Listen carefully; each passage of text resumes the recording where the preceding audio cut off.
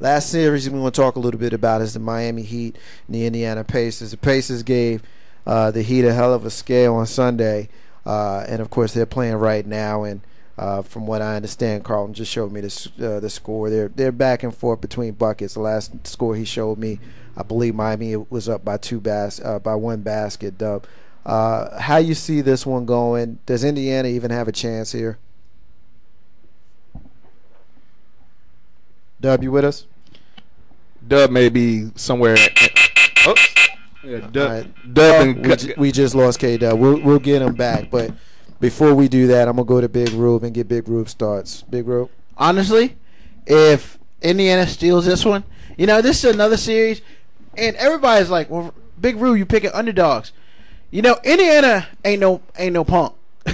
They were the third seed in the East, and they were solid. They got 7-foot bigs down low. They got a player who can play. For whatever reason, he decided not to play on Sunday. And what's his name? Marcus J. The leading scorer for Indiana. What's the guy's name? I don't follow. I mean, he played for New Mexico State. No, I know who you're talking about. Yeah. I can't. And that's crazy, right? That we don't even know the leading scorer's name for the team. But the biggest thing is George Hill got in foul trouble in the second quarter. He had 4 fouls in the second quarter, and he by far is the glue that holds that team together. So, and without Bosh, I'm sorry, they're gonna have problems without Bosh. And every Heat fan that I know is like, man, we're gonna just ISO them to death. What, man? They don't realize the coach of the team that they playing against. That ISO stuff is done. They're gonna have to play team ball or they're done. It's that simple. And if they win tonight, I'm calling for another upset. But this time I'm saying Game 6 because I don't think the Heat can win without Bosh. Period. Point blank. Is really Bosh seriously that much? They're 4-5 without Bosh this season. Okay, but they can't win. They can't play down low without Bosh. Yeah, you're playing against 4 7-footers, 3 7-footers and David West. And Bosh, what Bosh did was so important.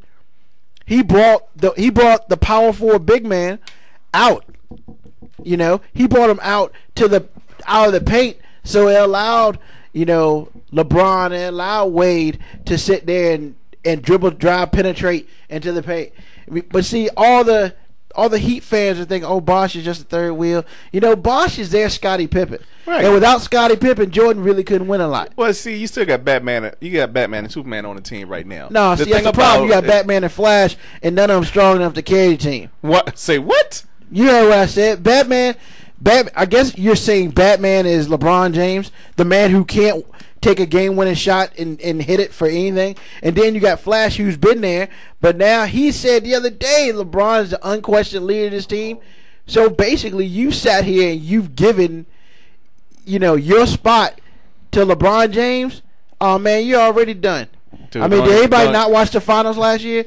There was only one person who was remotely emotional after that loss last year, and that was Chris Bosh. Everybody else was like, whatever. K-Dub, we're talking about we got K-Dub back on the line. We're talking about the Miami Heat. Big Rube's position is that Indiana has a better chance now that Miami has lost Chris Bosh. He's seeing Chris Bosh as being a pivotal player in this particular series. What are your thoughts? I think that Indiana will play them tough, but I think that at the end of the day, the Miami Heat will still come away with the victory. A number of people have said it that the Miami Heat basically are your champions of the NBA this year. Granted, Chris Bosh is going to be missing from the lineup indefinitely. They're not sure when he'll be able to come back, but I don't think that will make that much of a difference. Ronny Tyrioff has moved into his position, and if you watched the game the other night, they're setting him up. I mean, how bad are you coming off from someone that's not playing, and now you're in the game and you're getting 5-foot dunks on individuals. I heard earlier the player that y'all were thinking about was Danny Granger. Danny Granger had a very bad game. The first game of the series, and they barely they're lost. Actually playing right now. They're at halftime. The Heat are up. I want to say they're up 5. I'm sorry. Yeah, they're up 5, 33-38. I think that Miami just may have a little bit more than what Indiana can do. I do see the one, I won't say one, but two things that Indiana does have in their favor is David West and Roy Hibbert, the power forward as well as the center for them, having an advantage over Miami. The question is basically, can they get them the ball? You know, in scoring positions. You know, Roy Hibbert. I mean, let's be honest. Miami doesn't have an answer for Roy Hibbert, in my opinion. Let me ask you this: it comes down to basically getting him the shots. All right, we're running out of time for the segment, so I'm just going to ask you real quick. I'm going to ask you, how far is this series going? Then I got a couple of quick hits to get you with before we let you wrap up. How far is this going? I got it going. I have it going 5. 5 for Miami. Okay. Rookie of the year, Kyrie Irving. Right choice? Correct choice. Sixth man of the year. Sixth man of the year. Hold there up. had to be another one. It would be the kid from Minnesota, but right now he's the correct choice. Sixth man of the year, James Harden. Correct choice? Correct choice. You can't go, hey, fear the beard. Coach of the year, Greg Popovich. Correct? Greg Popovich, correct choice. I mean, just look at it. They ended this. No one really talked about San Antonio. They ended the season as the best team in the league. And look at the last, I would say the last 3 weeks of the season, he rested his main players, Tony Parker, Ginobili, and Tim Duncan. They still finished with the best record in the league. Most valuable player, LeBron James. Correct choice? You know what? I was riding the Kevin Durant bandwagon majority of the season, but if you sit down and just look at his body of work, LeBron James is the MVP with Kevin Durant a very, very close to. Disagree. Now, I was blogging with Big Rube and a couple of the other homies. B was on there. Bondi was on there as well. Bondi joined us back when we were the Green Room. And Bondi made a pretty strong case for Chris Paul. Real quick, in 20 seconds or less, why would Chris Paul be a good or no good choice? Because right now, if Chris Paul wasn't with the LA Clippers, the LA Clippers would be home watching the game just like all of the rest of teams, as well as you and I. Chris Paul has come and changed the culture of the organization. They're winning. They have moxie. Going into games knowing that they can win. So I would say that you wouldn't necessarily be wrong if you chose Chris Paul as your MVP.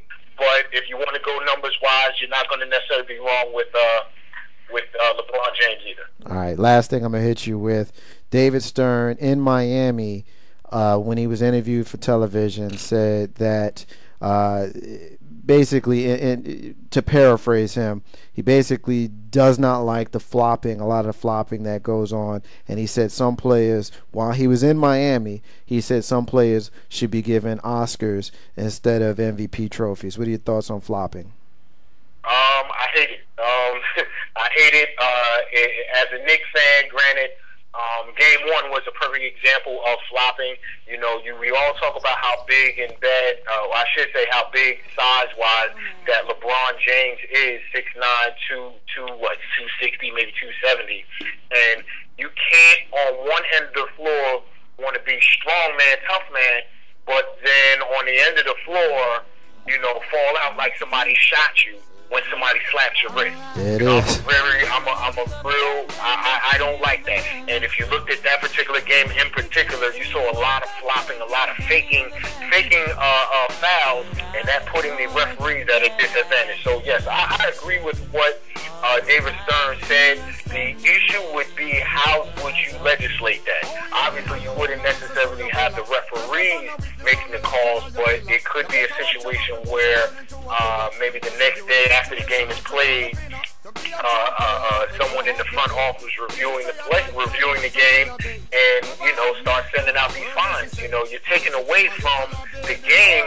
You're out here flopping and falling around and so on and so forth, and it's taking away from it's taking people out of the game. It's taking people out of the game, and it's sad. But it's been around for a while. You look at your players like Vlade Divac, you look at Reggie Miller, a lot of players from the 80s and early 90s and what have you that were doing the same thing. But I think now it's just starting to become more and more prevalent with a lot of players. We're going to leave it there, K-Dub. Thank you, brother. We're going to talk to you next week. Have a good one, bro. All right, now. Talk with y'all later, man. Thanks for the time, bro. You got it. Ain't no half Steppin, Marcus J. We're going to take a very, very brief break. When we come back, we're going to go into our social and Socially Conscious and Entertainment Hour. Marcus J. and Ohio Steppin. Be back in a minute. I never used to see you make the trigger low flex. As somebody else in favor you in the complex.